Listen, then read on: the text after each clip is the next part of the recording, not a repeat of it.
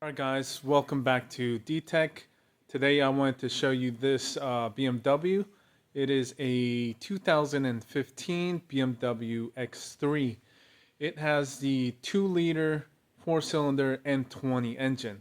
And I've experienced a couple of symptoms when driving it. Now it didn't come here exactly for what I'm going to show you, but when test driving it for another symptom, that I figured out already. It was DSC related.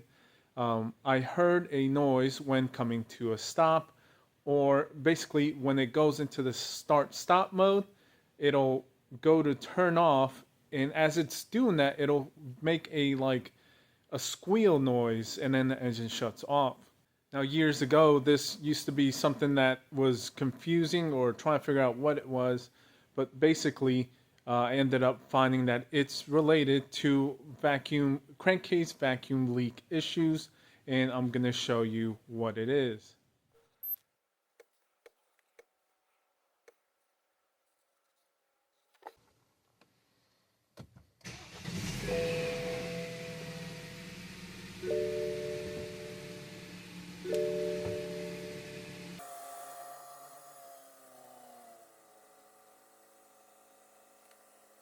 Alright, so we are running here at idle. I am in OBD mode just to be able to get a better reading of live data with the long term and short term. It's a lot easier for people to understand that data instead of the factory mode. So there's nothing wrong with that. It's a lot simpler and easier. So that is one thing I wanted to pull up and show you. So you can tell our short term is elevated, and get this to focus, and obviously so is our long term.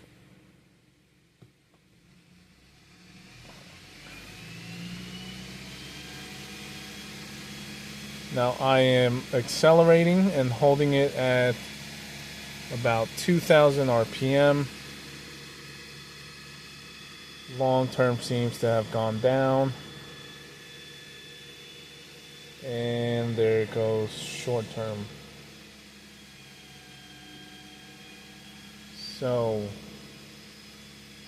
our readings are affected. As soon as I let off, they shoot up.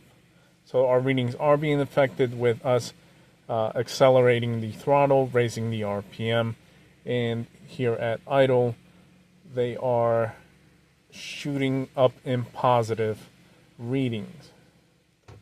Now, again, because it's hard to basically capture it when driving, I'm not going to be able to physically actually show you the noise and record it, but just take it from me if this is a common thing you're experiencing. Again, when you're coming to a stop and the engine goes to turn off during the start-stop, you'll hear the engine squeal as it's turning off. So it's like decelerating to the off position, and it'll start to squeal pretty loud.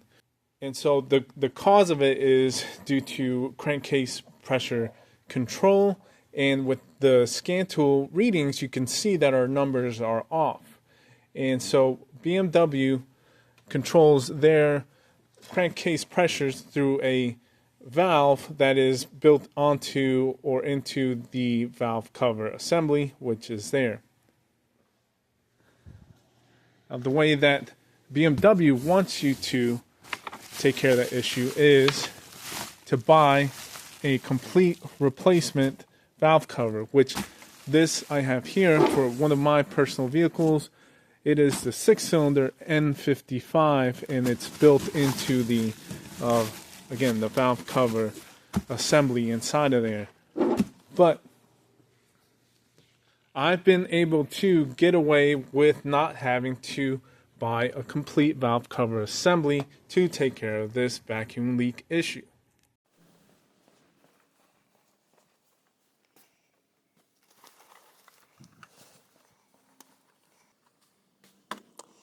Alright guys, so yep, as you see here, this is a Dorman product that I keep in stock. This company is the only company that I've found or that I've been using and has worked for me, has saved my rear end quite a few times on those N20s, because you can actually replace the diaphragm, the check valve, whatever you want to call it, in the valve cover assembly. The N20 is the only one that you can get access to it and replace the valve. The other ones, not so lucky. But because of that, Dorman actually helped me fix BMWs, because I can use this product and take care of the problem and save hundreds of dollars instead of replacing the whole valve cover. Now, as far as why BMW didn't offer this, I'm not sure, but in their older V8 versions with the N62, they used to offer diaphragms. Here with the N20s, they didn't. So, luckily, Dorman stepped up and has given us the option and ability to get this repaired without, again, wasting a ton of time and money. And here is a clear sign of what happens. So the diaphragms, and it's no different than years ago with the N62, the rubber just fatigues and cracks, and you can tell clearly where the crack is. And I'm not sure if that's the second one or just dirt, but the diaphragms goes up and down and stresses, as you can see, and it'll form cracks. And then now we're going to have a leak, a vacuum leak. And so you're tying the crankcase in there along with the vacuum and the manifold. So that's that. Here's the spring. Take these out. And the valve comes with a new spring that we'll also use.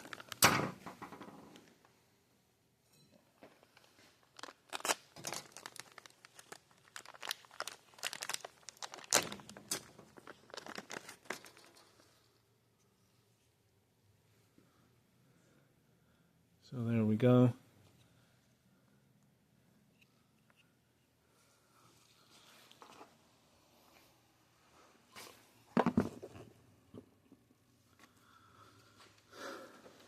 What we got to do, place the spring in there, get the diaphragm to sit, and it's got this lip on it, this ridge, and there's a groove in there where you want that to sit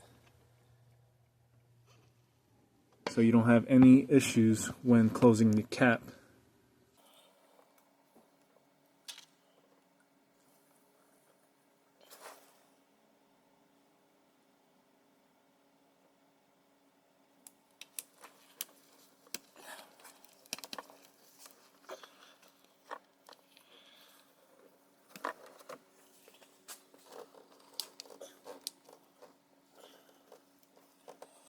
Alright, so you got to put a decent amount of pressure. You want the clips to hook on right there, and you'll actually hear small audible clicks once they snap in there. So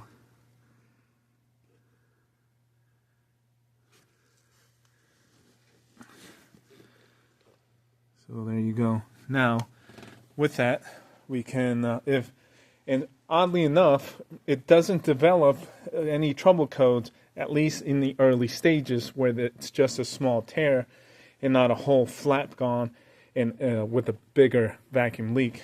When it gets to that point, you actually will notice more of a drivability, rough running, some misfires, some fuel trim codes. But up to that point, before it gets too bad, you'll get that small squeal, and then you could see some of that data in there being skewed.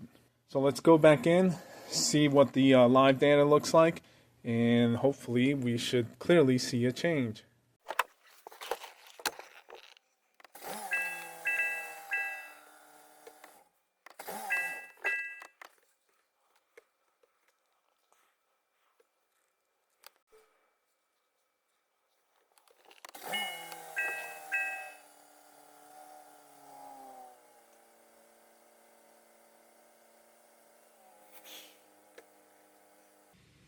So there you go. Right away, you could tell how much it was taken away from the short term from its previous learned characteristics.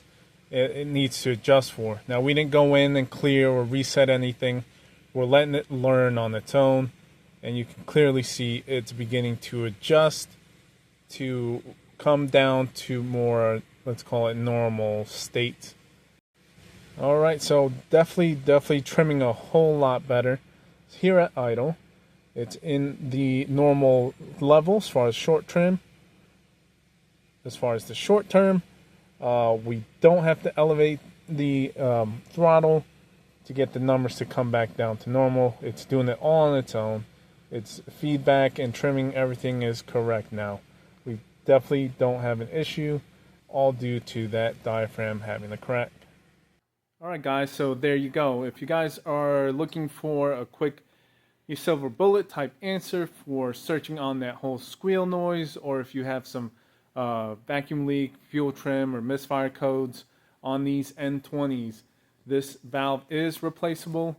Not too often that I get to use any of these products. They're not too big on Euro stuff, but they definitely came through, providing a good option instead of replacing a whole valve cover, and it's taking care of the issues every single time for me. So I just wanted to kind of share that video, pass this along with you guys.